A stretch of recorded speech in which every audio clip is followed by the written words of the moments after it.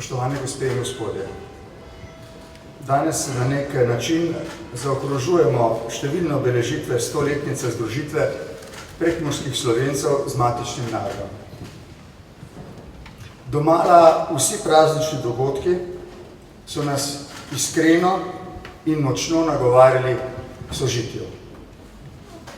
Tudi obe slovesni maši sta potekali v ekumenskem vzdušju, pridige in govori na lokalnih in na državnih proslavi, pa so hkrati poudarjali dolžnost za ohranitev lastne narodne istovetnosti in odgovornost za spoštovanje istovetnosti drugih. Škof dr. Peter Štumpf je v pridigi čudovito povzel in krepko poudaril, citiram: Če bi se sonce tega prijateljstva kdaj hotelo zmračiti, potem naj raje prej izgine tisti dan in tista ura, kot pa, da se to zgodi. Bolje je, da nas ni, kot pa da smo, pa si nismo dobri sosedje in prijatelji. Konec navedka. Te močne besede so mi na predvečer dneva spomina pred nekaj dnevi odzvanele med polaganjem venca v spominskem parku na žrtve druge svetovne vojne in na žrtve rasnega, nacionalnega ter ideološkega fanatizma iz obdobja po drugi svetovni vojni v Lendavi in v njeni okolici. Žrtve mračnjaštva so bili Slovenci in drugi slovanski narodi, Madžari in Judje. Judje do te tragične mere, da so bili izruvani iz prekmurske ravnice vse do današnjih dni. Hočem reči, da niti za en sam trenutek ne smemo zmotno misliti, da nam je dopuščena nemarna ravnodušnost glede nestrpnosti vseh vrst. V teh prekmurskih in slovenskih slovesnostih sem s spoštovanjem in z velikim strinjanjem poslušal sporočila različnih govornikov, ki so v različnih jezikih počrtali pomen svojega lastnega jezika za njihov narodni značaj, a hkrati v enaki meri razumevanje do spoštovanja drugih narodnih značajev in njihovega jezika. To je bila čudovita glasba za ušesa današnjega nemirnega sveta.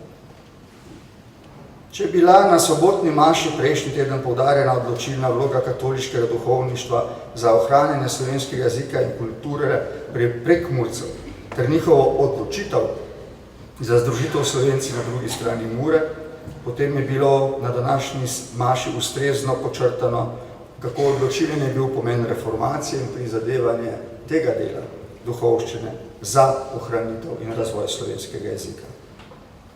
Vaš škof Gezafilo je o tem lepo govoril že pred tednom dni v Beltincih. Navaja: Človek je v svoji bivanskosti bitje odnosa, je simbolno bitje. Ko govorimo o človeku kot simbolnem bitju, spoznavamo, da je človek kulturno bitje in tako pogojeno za jezikom. Razmišljanje s svojo glavo, ljubezen in odgovornost do lastnega naroda in jezika, skrb za vero, izobrazbo in vsesplošni napredek je mnoge prekmurce vodilo, da so se vedno trudili ravnati tako, da bi vsak dan mogli dati dober izkaz v lastnem hiševanju. Konec navedka. Skratka, spoštovane gospe in gospodje, prekmurski človek se je v vnovičnem vrvežu preurejanja sveta po veliki oziroma kasneje poimenovani prvi svetovni vojni odločil za združitev z matičnim narodom, ker je v bistvu govoril isti jezik in gojil isto kulturo z vsemi krasnimi posebnostmi, a ni nikoli, ne prej, ne kasneje, pozabil na odprtost, širino in sprejemanje kulturnih in drugačnih. Ni naključje, da so številni govori v obletnici poudarjali pomen skupnega evropskega doma. Tudi danes. Iz zgodovinske perspektive lahko danes namreč jasno vidimo, kako nenadomestljiv je za razvijanje take politične in človeške kulture.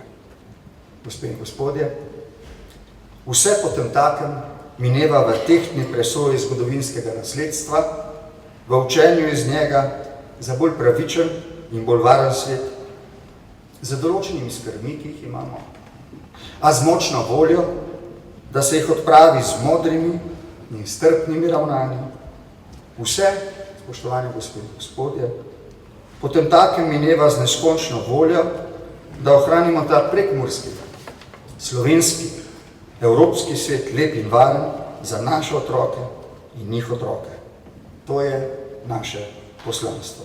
Sprejmite, prosim, v mojem imenu, v imenu države, kolikor mi je to dovoljeno, v imenu vseh naših ljudi, iskrene čestitke ob državnem prazniku.